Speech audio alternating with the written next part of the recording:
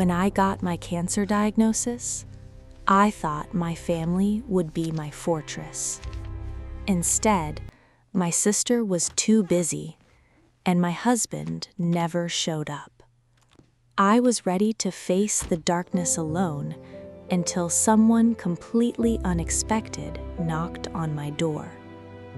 This is the story of who actually showed up, and what I did when the people who abandoned me tried to celebrate my survival. The night I got my diagnosis, I sat in my car in the hospital parking garage for 2 hours before I could bring myself to drive home. Not because I was falling apart.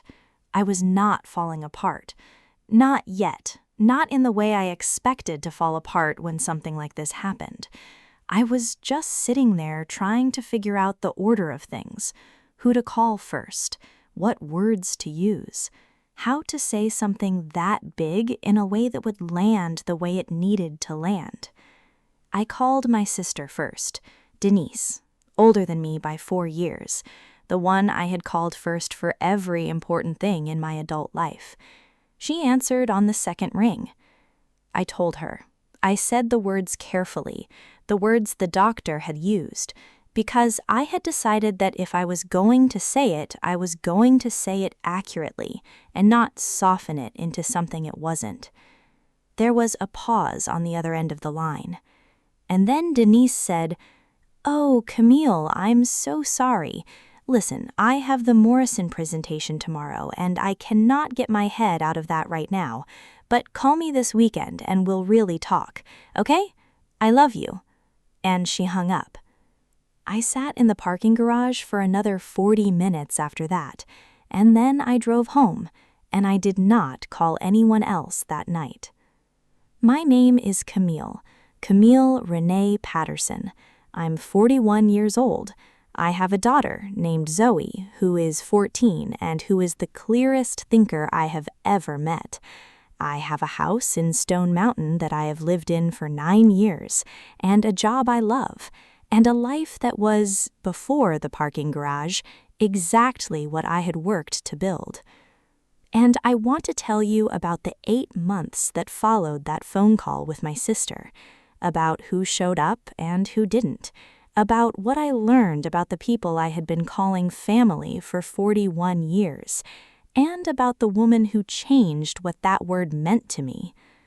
The diagnosis was breast cancer, stage 2, caught relatively early by the standards of these things, which the doctor described as fortunate, and which I received with the specific numbness that comes when a word you have always associated with other people suddenly attaches itself to you. I am a research scientist.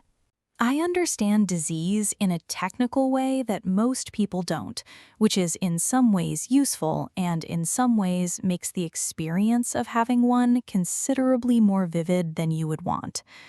I knew what the treatment involved. I knew the timeline looked like. I knew the statistics, which I had always presented to other people in a detached and clinical way, and which now felt entirely different when I was on the other side of them. I told my family over the following week. My sister, Denise, whose first response I have already told you, my mother, who said she would pray, and who meant it, and who I believe genuinely thought that was the most useful thing she could offer, my brother Marcus, who said that was really tough, and that he had always heard early detection was the key, and that I would be fine because I was strong. I am strong. I know that about myself. But strength is not a treatment plan, and you'll be fine is not the same as I'll be there. My husband, we were separated at the time, had been for 7 months, living in the same house for Zoe's sake in the specific arrangement that people make when they love their child more than they resent each other. My husband, David, said he was sorry and that he would help however he could and that I should let him know what I needed. What I needed was for someone to come to my first chemotherapy appointment with me. I said this directly, which I had to work up to, because asking for things has never come easily, and asking for this particular thing felt enormous in a way I couldn't entirely explain. Denise said she had a conflict. Marcus said he had the kids that weekend and couldn't arrange childcare on short notice. My mother said she didn't do well in medical settings, which was true and which I had always accommodated. David said he would try to rearrange his schedule. He did not rearrange his schedule. I drove myself to my first chemotherapy appointment on a Tuesday morning in March. I parked in the hospital garage, the same garage where I had sat for 2 hours the night of my diagnosis, and I walked into the infusion center, and I checked in at the desk, and I sat down in one of the large reclined chairs, and I looked around the room at the other people there. Some of them had people with them, a husband holding a wife's hand, an adult daughter scrolling her phone in the chair beside her mother, a woman about my age with a friend who was telling a story that was making them both laugh. I watched these small arrangements of accompaniment, and I felt something I had not expected to feel in that room. Not self-pity, something quieter than that, the specific recognition that I had built a life full of people and had arrived at the moment when I needed them most and found that the life was somehow empty of the thing I had assumed was inside it. My neighbor, Gloria, noticed my car missing on Tuesday mornings. I want to tell you about Gloria before I tell you what she did, because I think who she is matters as much as what she did. Gloria Simmons is 63 years old. She has lived next door to me for 6 years. We had the relationship that neighbors have when both of them are busy and well-meaning. A wave across the driveway, a borrowed cup of sugar once, the occasional conversation about the weather or the neighborhood association, or whose dog had gotten into whose trash. I had never in 6 years had a conversation with Gloria Simmons that went deeper than the surface of things. Not because I didn't like her, I did, in the vague way you like people you have never taken the time to know, but because there had always been something more pressing, and she had always seemed to understand that and not require more than I was giving. Gloria knocked on my door on the Thursday after my first treatment. I was in the specific condition that first treatment produces, not as bad as I had feared, but bad enough that I was on the couch in clothes I had not changed since Tuesday, and the house had the particular atmosphere of a place where someone has been managing something hard alone. She had a container of soup. She said she had noticed I hadn't been around, and she had made too much, and she hoped I didn't mind. I opened the door, and I said, "Gloria, I have cancer." I don't know why I said it like that. I had not said it that boldly to anyone. I had always surrounded it with context and qualification. But standing at my door on a Thursday afternoon in the condition I was in, it was just the true thing, and it came out. Gloria looked at me for a moment, and then she said, "I know, baby. Marcus told me." She held up the soup. "Can I come in?" She came in. She put the soup on the stove. She washed the dishes that had accumulated in the sink. She sat down across from me and she asked me how I was feeling. Not in the way people ask when they want reassurance that you are fine, but in the way people ask when they actually want to know. I told her everything. The diagnosis, and the parking garage, and the phone call with Denise, and the Tuesday morning in the infusion chair, watching other people's people hold their hands. I told her in a way I had not told anyone, without managing it or softening it or shaping it into something easier to receive. She listened. She did not say, "You'll be fine." She did not say, "God has a plan." She did not tell me about someone she knew who had been through something similar. She just listened. with the full attention of a woman who understood that listening was what was needed and had decided to provide it without being asked. Gloria Simmons came to every chemotherapy appointment from the second one onward, not because I asked her to, though I would have asked her if it had come to that, because she asked me when the next one was, and she showed up in my driveway at 7:45 on Tuesday mornings in clothes she had clearly chosen with care, with coffee for both of us, ready. She sat with me for 4 hours of infusion every other Tuesday for 6 months. She read her book, and she let me sleep when I needed to sleep, and she talked when I needed to talk, and she knew, with the instinct of someone paying very close attention, which one was needed at any given moment. She learned my preferences without being told them. She knew I didn't want people in the house on the days immediately after treatment, when I needed quiet and privacy. She knew I did want company on the 4th and 5th days, when the worst had passed and the isolation became its own kind of heavy. She knew I liked soup, but not chicken noodle, and that I would eat crackers when I couldn't eat anything else, and that Zoe's presence was medicine in a way that nothing else was. She coordinated with Zoe without either of them telling me they were coordinating. I found this out later, that Gloria and my 14-year-old daughter had a text thread where they organized what I needed without asking me to manage it. That Zoe had told Gloria what I liked and what I didn't, and that Gloria had listened to my daughter with the same complete attention she gave to me. My family visited twice during the 8 months. Denise came in month 3 for a weekend, and she was warm and present in the way she was capable of being when she had cleared space for it.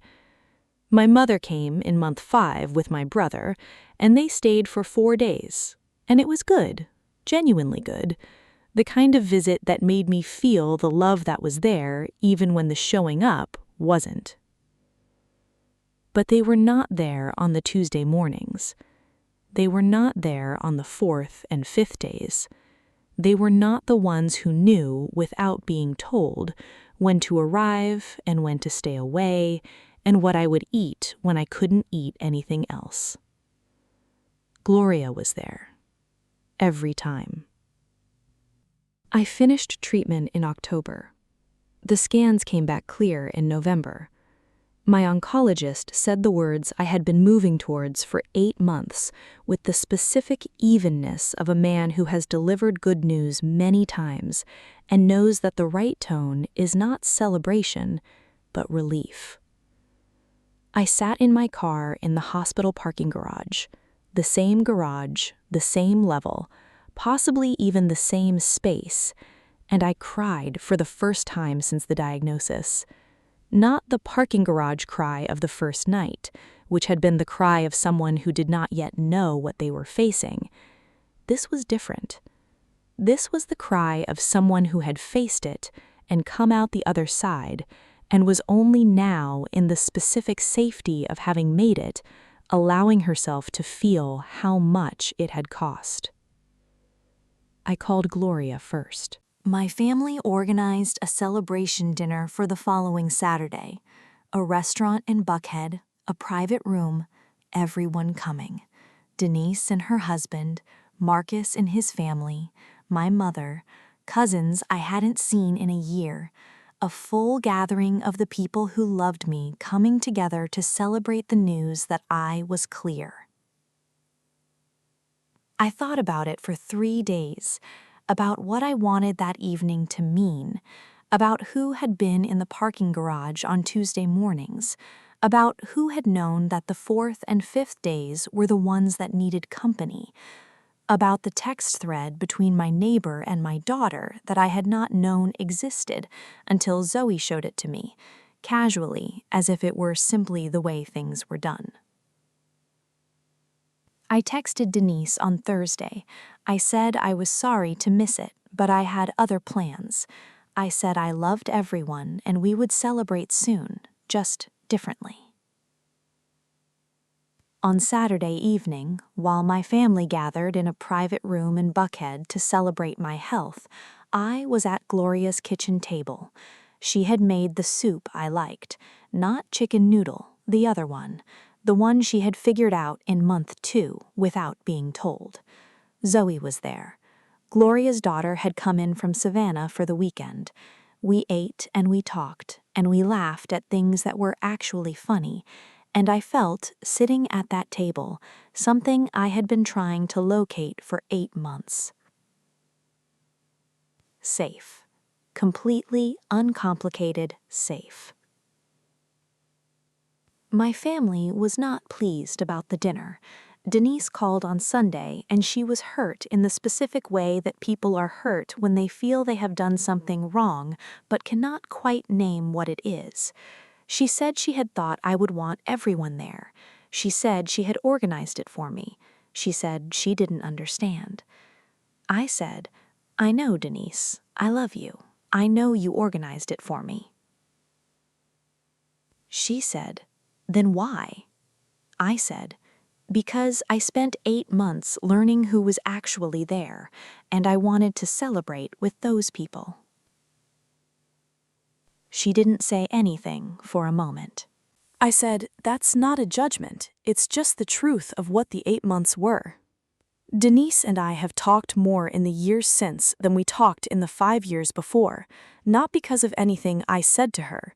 I did not make a speech, I did not issue ultimatums, I did not require anything, but something shifted. She calls on Tuesdays now, which is when she knows, because I told her, that I have my follow-up appointments. She asks how the scans look. She stays on the phone long enough to actually hear the answer. People can change. I believe that. I have seen it. I am not interested in writing anyone off permanently for failing me in a moment when they did not have the capacity to show up. Capacity grows. People learn. Some of them, given time and the gentle evidence of what they missed, find their way toward being who they wanted to be. But I also know something now that I did not know in the parking garage on the night of my diagnosis. I know who was there. I know what it looked like when someone actually showed up. Not once, not for a weekend, but every other Tuesday for 6 months with coffee for 2 and no requirement that I perform gratitude or wellness or any version of myself that I did not actually have available. Gloria Simmons is still my neighbor. She is also, now, my closest friend. This is a sentence I could not have predicted 6 years ago when I waved at her across the driveway and thought I knew what the relationship was. I did not know what the relationship was. I had not taken the time to find out, and then I needed someone, and she was there, and I found out. I want to say something to anyone listening who is in a season of need right now, who has said the true thing out loud, the diagnosis, the loss, the hard thing, and heard the response that made them go quiet for 40 minutes in a parking garage. Pay attention to who shows up, not who says the right things, who actually comes, who is in the driveway at 7:45 with coffee, who coordinates with your daughter without being asked, who knows, without your telling them, what the 4th and 5th days need. That person is telling you something about what love actually looks like when it is not theoretical, when it is not a weekend visit or a phone call with good intentions, when it is someone deciding, without announcement, to be present for the duration. Receive that love. Let it matter. Let it change what you expect from people and what you are willing to accept. You are not required to keep investing equally in relationships that do not invest equally in you. You are allowed to reorganize around what is actually real. The soup was not chicken noodle. She figured that out in month 2. She never made the wrong one again.